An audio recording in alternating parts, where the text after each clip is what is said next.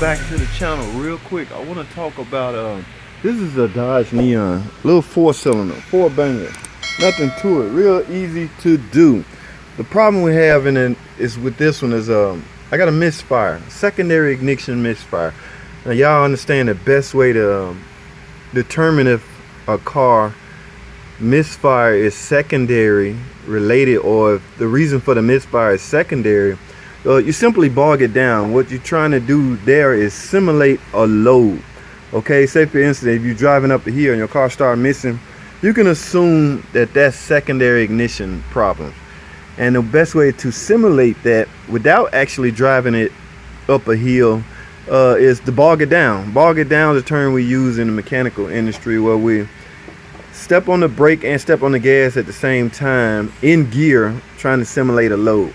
And then of course the car doing this. So what I have here is some secondary ignition parts. I have a new coil, a new spark plugs, and new wires. Okay, we have misfire in cylinder 3. These don't even the click push down anymore. They're not even holding down anymore. So we're not gonna really gamble with it. We're gonna replace all new secondary stuff. But what I want to talk about in this video is, because this engine is so easy and everything is right here, it's a little 4-bangers, is this. This is what you should do basically when you're getting ready to do a tune-up. This is a compression gauge, ladies and gentlemen. And what the reason you should do this, number one, is because it's easy to do. Is right here. Once you get all the spark plugs out, go ahead and proceed with your compression test. And the reason you want to do that is that basically you're going to get a pretty good indication of the condition of the internal engine.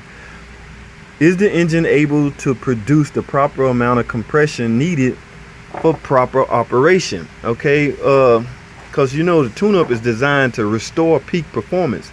But if you have any kind of problems going on internal, none of this matters. You're not gonna get peak performance if something inside of here is out of whack. Just say piston rings are wearing or valves not seating properly. Some of that and most of that will show up on the compression gauge. So with this being a little small 4-cylinder, I say you should be upwards around between 100 and 150 on each cylinder. Do all cylinders, remove all the spark plugs, and do a compression test, and just verify that they are around the same amount, you know, anywhere between 100 and 150. It's, you know, the saying goes 10 to 25% differentiation between cylinders, but you know, that's up for debate. But you want to make sure they're at least over 100. That way you can proceed with the secondary ignition tune-up in good conscience, knowing that your engine is at least able to produce the proper amount of compression needed to restore peak performance. All right, so I wanted to cover that real quick. Go ahead and do a compression test, especially, this is real easy, ladies and gentlemen. You don't see 4-cylinders like this anymore. You don't have an intake manifold to remove or nothing. It's just all right here.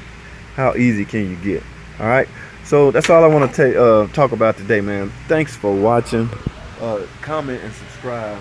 Let's get this Dodge Neon tuned up, get it back to peak performance. That's what we're trying to do during this tune-up, and also cure this misfire. All right, thanks for watching. Comment, subscribe.